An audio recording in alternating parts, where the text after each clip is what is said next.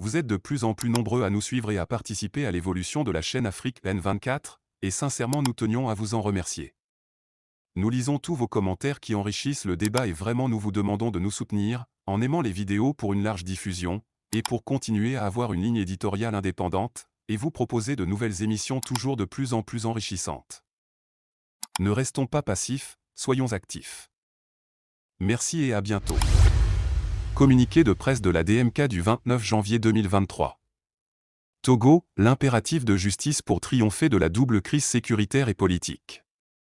Depuis le 24 mars 2022, la Cour de justice de la CEDEAO a rendu l'arrêt ECW-CCJ-JUD 11-22 dans l'affaire du contentieux électoral opposant le président Agbeyome Kodjo et l'État togolais au lendemain de la présidentielle du 22 février 2020.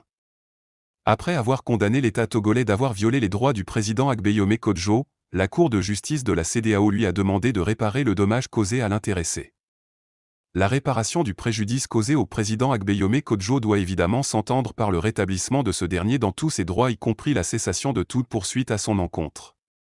Dans un État normal et respectueux du droit des citoyens et des institutions nationales et supranationales, il appartient aux autorités judiciaires de prendre une réquisition pour faire appliquer des décisions comme celle de la Cour de justice de la CEDEAO. Nonobstant l'expiration du délai d'exécution de l'arrêt fixé par la Cour de justice de la CEDEAO, les autorités judiciaires de la République du Togo ne semblent pas se préoccuper de cette affaire alors qu'il s'agit de l'épicentre de la grave crise politique sans précédent que connaît le Togo avec à sa tête un bicéphalisme politique depuis 3 ans.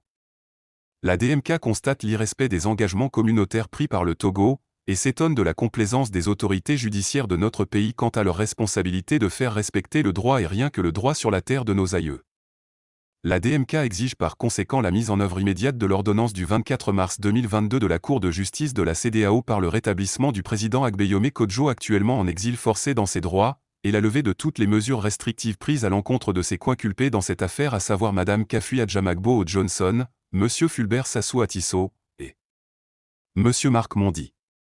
C'est ici le lieu pour la DMK d'informer les opinions nationales et internationales que lors de la dernière consultation politique de novembre 2022, entre les autorités de fait du Togo et l'Union européenne, cette dernière a fait des recommandations expresses à la partie togolaise de tout faire pour le retour au pays en toute sécurité du président Agbeyome Kodjo et du patriarche de la nation, son Excellence Monseigneur Philippe Fanoko Kpodzro. La DMK exige du gouvernement de fait de Fort Gnassingbé et plus particulièrement des autorités judiciaires le respect des institutions de notre pays et celles de la CEDEAO en exécutant les décisions de celles-ci.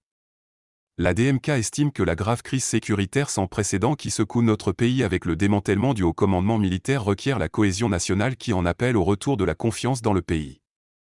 Les autorités de fait du Togo doivent sans délai agir dans ce sens en prenant les dispositions idoines à même de construire le consensus national indispensable pour la victoire de la nation tout entière sur les forces prédatrices et du mal. La DMK insiste que l'énucléation de la double et grave crise sécuritaire et politique qui étrangle actuellement le Togo doit passer nécessairement par la sacralisation de la vérité et de la justice, la libération de tous les détenus politiques et le retour de tous les exilés politiques. La DMK rappelle pour finir qu'à ce tournant de notre histoire commune, la sortie de crise pacifique pour le Togo ne peut faire aucunement l'économie du respect de la souveraineté nationale réaffirmée massivement à travers les urnes le 22 février 2020. Fait à Lomé le 29 janvier 2023. La conférence des présidents. Vous êtes de plus en plus nombreux à nous suivre sur Afrique N24, et vraiment nous tenions à vous en remercier. Nous lisons tous vos commentaires qui enrichissent le débat et vraiment nous vous demandons de nous soutenir pour continuer à avoir cette ligne éditoriale indépendante, et vous proposer des émissions toujours de plus en plus enrichissantes. Merci et à bientôt. Likez la vidéo si ce n'est pas déjà fait. Laissez aussi votre point de vue en commentaire. Abonnez-vous et cliquez aussi sur la petite cloche de notification pour ne rien rater de nos prochaines vidéos.